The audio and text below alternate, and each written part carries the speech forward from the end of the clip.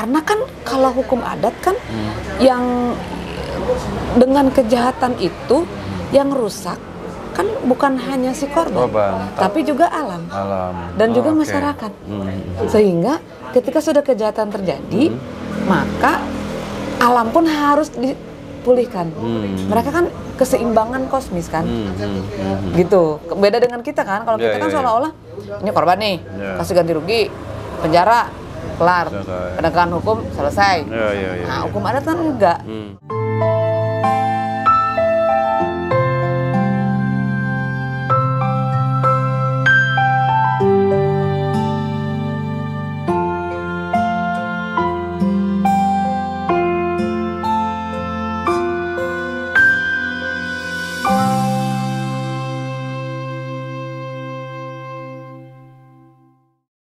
Sahabat Hukum Pidana, saya kali ini bertemu dengan Dr. Rena Yulia ya, penulis buku ini loh, yang kemarin saya sempat bawa ke Baduy luar dan ya Baduy luar, saya nggak sempat ke Baduy dalam ya.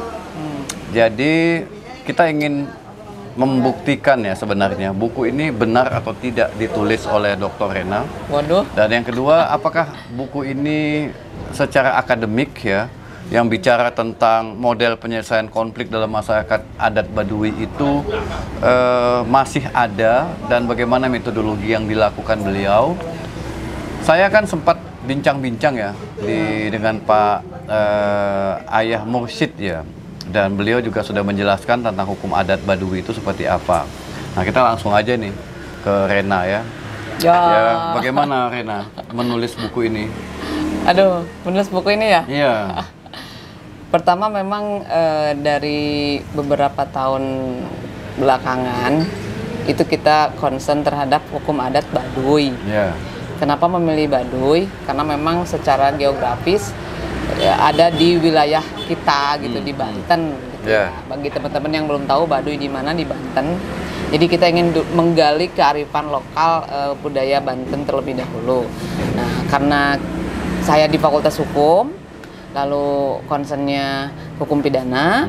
Nah, ketika ke Baduy, saya memilih untuk mengkaji tentang hukum pidana, gitu. Jadi ini sebetulnya bukan buku yang pertama. Karena buku yang pertama itu tentang Leit Baduy. Leit itu lumbung padi. Mungkin kemarin ketika Bang Sofyan ke sana, ada lumbung padi ya. Ada. Itu juga sama, berdua juga nulisnya dengan Pak Alit. Nah, itu tentang Leit, nggak ada hubungannya dengan pidana sama sekali, karena itu tentang ketahanan pangan. Nah, tapi, yang ini, buku yang ini, topiknya pidana banget gitu, dan ini memang sangat lagi tren lah hari ini dengan yang disebut restoratif justice itu.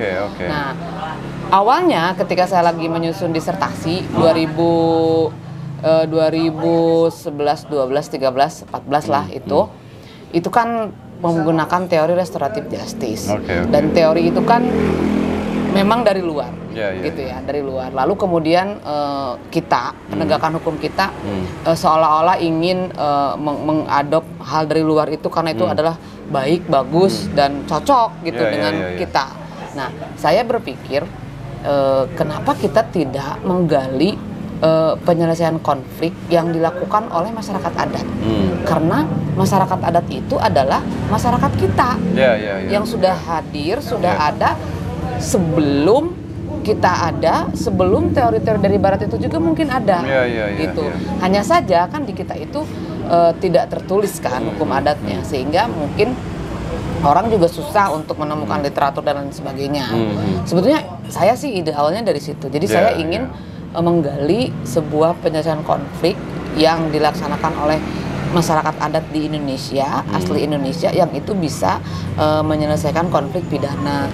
Sehingga kita tidak latah ingin restoratif justice nih bagus nih dari luar gitu. Nah, saya ingin tunjukkan bahwa Indonesia juga punya loh model penyelesaian konflik gitu, yang itu adalah asli dari Indonesia, yang pasti cocok dengan budaya Indonesia gitu. Jadi itu mungkin sebetulnya. Mungkin sahabat yang menyaksikan channel ini juga pengen tahu ya, apa sih keunikan ya dalam penyelesaian konflik dalam masyarakat adat Baduy yang Rena temukan dalam penelitian ini?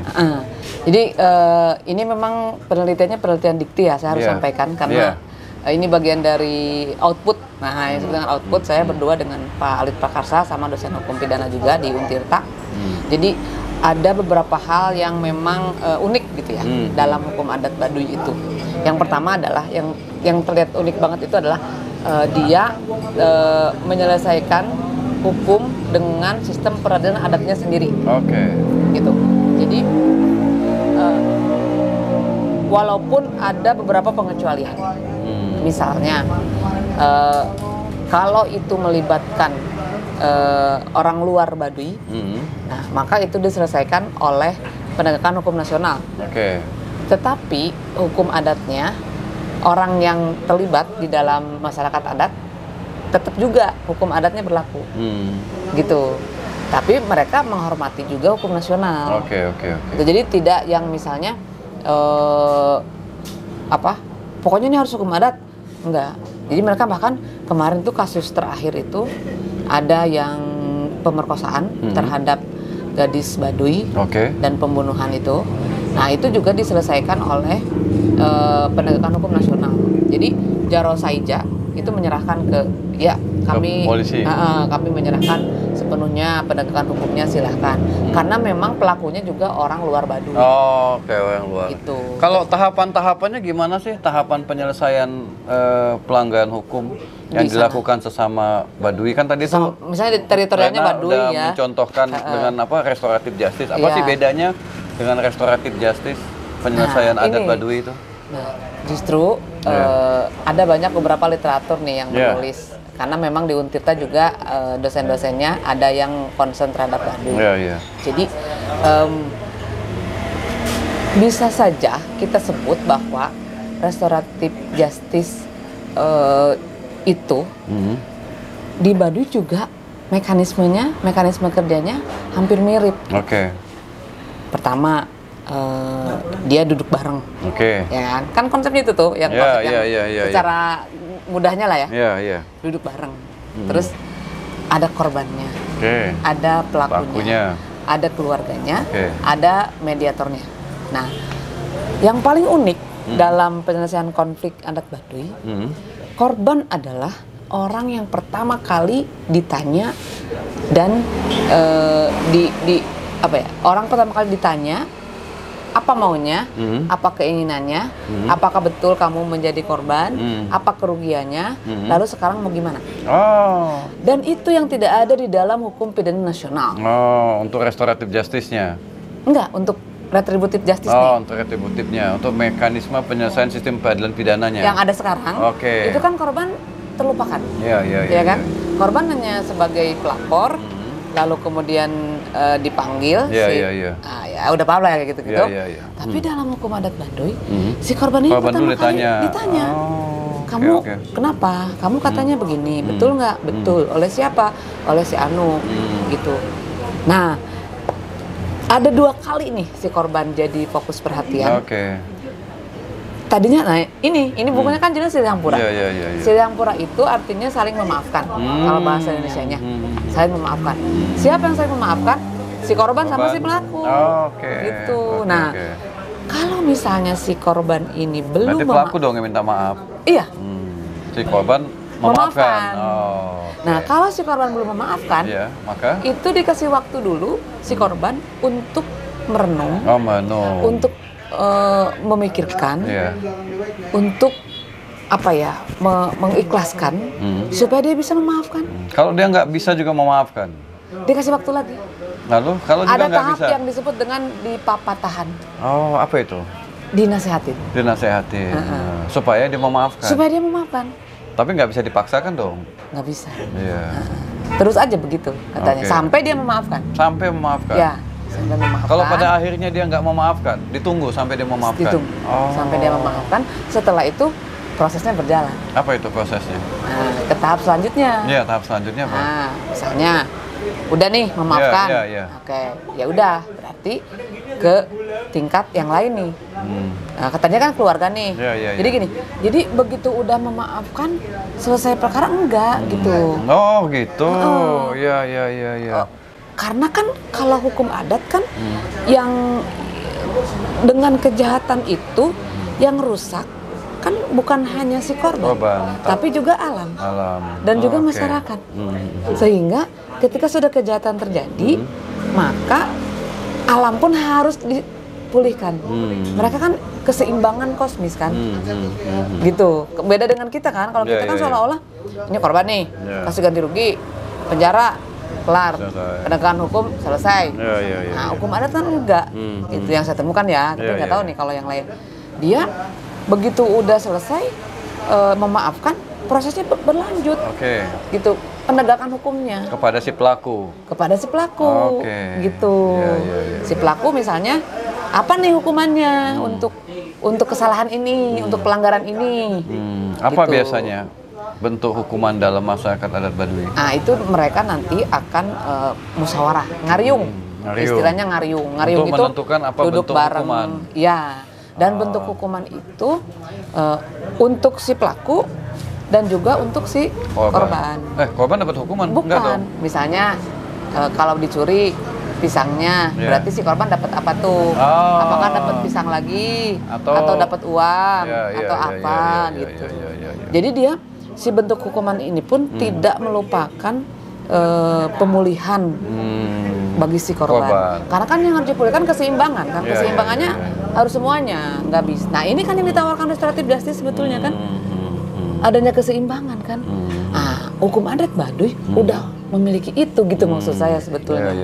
Awalnya sih itu dulunya. Dulu pas pertama kali kesini, saya langsung ngomong ke Palit, saya pengen ke Baduy, karena saya lagi nyusun disertasi waktu itu. Tentang ini. Tentang restoratif justice, bukan tentang Baduy. Cuman saya masukkan salah satu dalilnya. Contoh. Dan juga di bab di dalamnya ada itu. Sampai promotor saya nanya, kenapa kamu masukin Baduy, apa hubungannya? Gitu.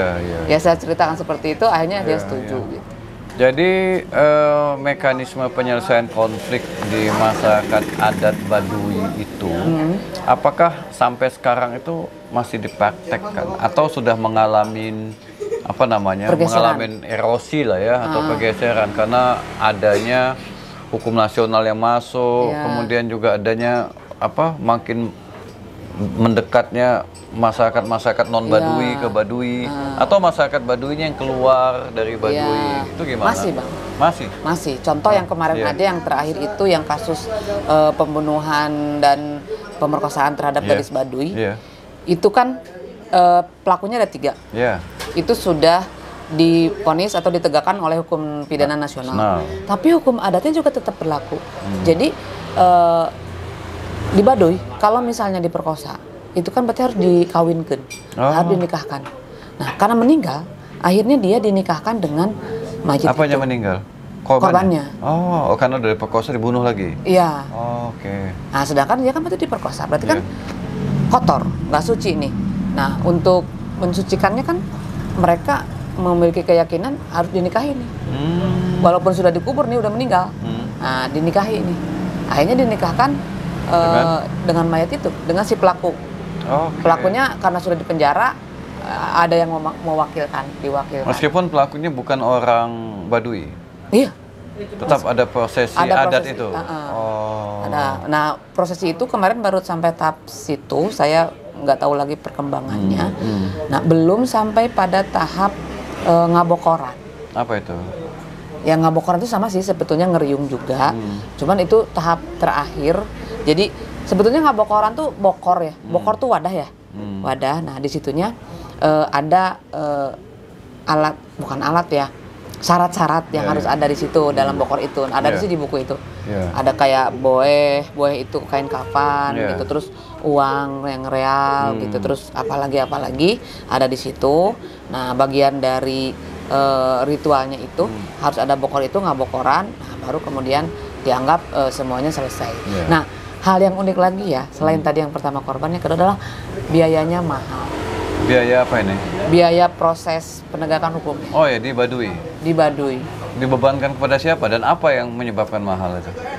Karena gini, sekali ngeriung tadi, itu kan banyak kan, semua masyarakat adatnya ada. Mungkin ada perwakilannya, para kokolot itu sesepuh, itu kan hadir tuh. Mungkin kalau ada 40, ya dia harus kasih makan 40. 40 orang itu. Itu salah satu bentuk hukuman juga ya bagi pelaku ya?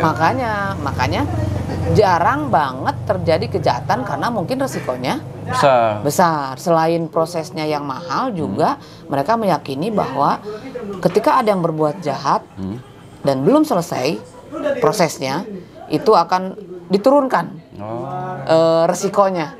Kalau bahasa kita resiko ya, kepada anaknya 7 turunan lah ke bawah. Jadi diwariskan ya? Diwariskan. Kesalahan itu diwariskan. Warisannya. Sehingga mereka nanti kalau di bawahnya ada yang jahat lagi, berarti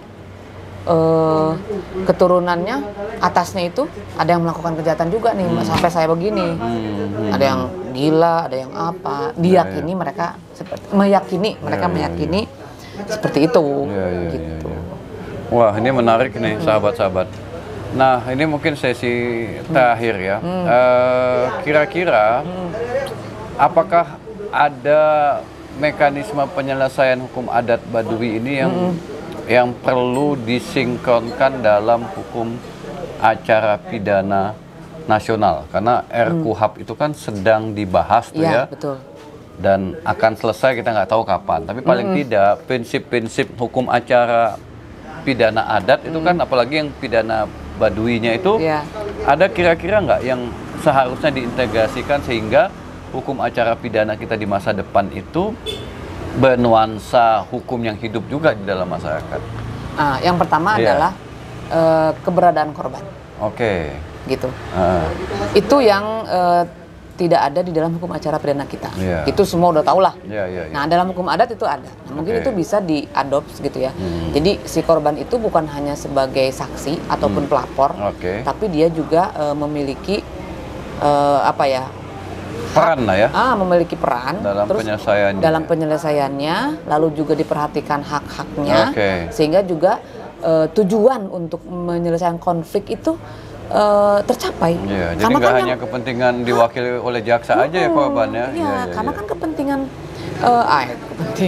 karena kan konflik itu antara pelaku dan korban. Kenapa harus selesainya antara pelaku dengan jaksa misalnya, atau dengan aparat penegak hukum yang katanya mewakili korban, tetapi dia tidak mewakili kepentingan korbannya pada kenyataannya akhirnya gitu kan. Aspirasinya nggak terpenuhi juga ya. Itu disertasinya itu sebetulnya.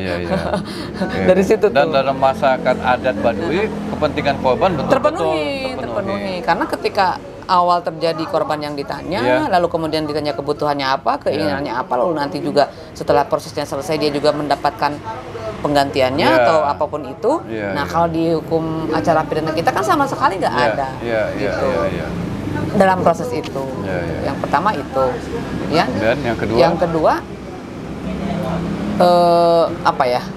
duduk bersamanya itu, antara pelaku dan korban. Antara pelaku dan korban, lalu kemudian ada mediasi, lalu ada tahapan-tahapan yang itu bisa saja sebetulnya kita lakukan dalam hukum acara pidana nasional gitu. Misalnya gini, kalau dalam hukum adat Baduy kan selesaikan dulu dengan keluarga nih.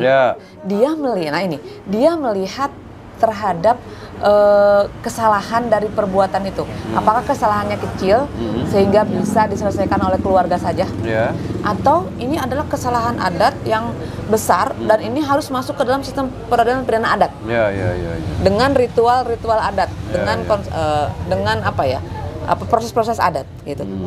Atau cukup dengan di keluarga saja. Gitu. Nah, di kita kan pemisahan itu parsial di kita ini. Misalnya pencurian 2,5 juta, tapi ujung-ujungnya lain gitu. Sekarang restoratif justice misalnya tidak untuk kejahatan terhadap tubuh atau apa gitu, untuk yang membuat gaduh atau apa, tapi parsial gitu. Kalau mereka enggak, jadi udah jelas ya. Udah jelas gitu. Yang ini diselesaikan dengan keluarga, yang ini nanti dengan lembaga adat gitu.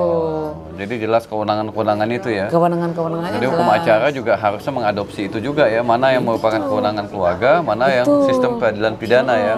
Atau mana yang restoratif justice-nya gitu ya. Gitu. Walaupun sekarang udah ada sih mengarah ke sana, tapi kan belum. Ya, masih parsial ya. Belum clear, masih parsial gitu kalau menurut saya sih.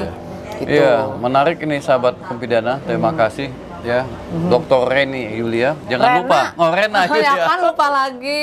Iya, ini yang kedua kalinya saya silap. Ya, ini jangan lupa ya, walaupun buku ini masih edisi pertama dan ada catatan ini monograf ya, itu artinya memang akan ada edisi revisi. Iya. Dan saya udah membuat catatan ini sahabat, banyak catatannya ya. Wah, makasih. Yang harus bukan direvisi ya, tapi dilengkapi lagi supaya nanti bisa jadi buku teks wajib untuk mahasiswa S1, S2, bahkan S3 Amin. Iya. Saya pengennya begitu ya. Jadi saya malah menganjurkan agar beliau dan Alit itu 40 hari di Baduy Dalam untuk menyelesaikan buku ini. Iya, karena mereka hit and run, datang pergi gitu. Jadi hit and run ya. Iya, jadi perlu ya supaya nanti.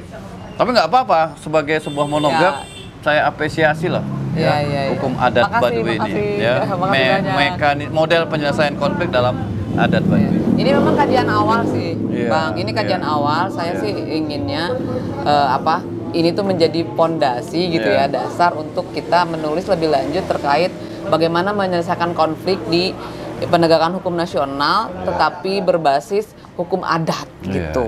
Yang itu adalah asli dari masyarakat budaya kita sendiri, bukan mengambil dari luar. Gitu. Kayaknya ini lebih adil deh penyelesaian ini.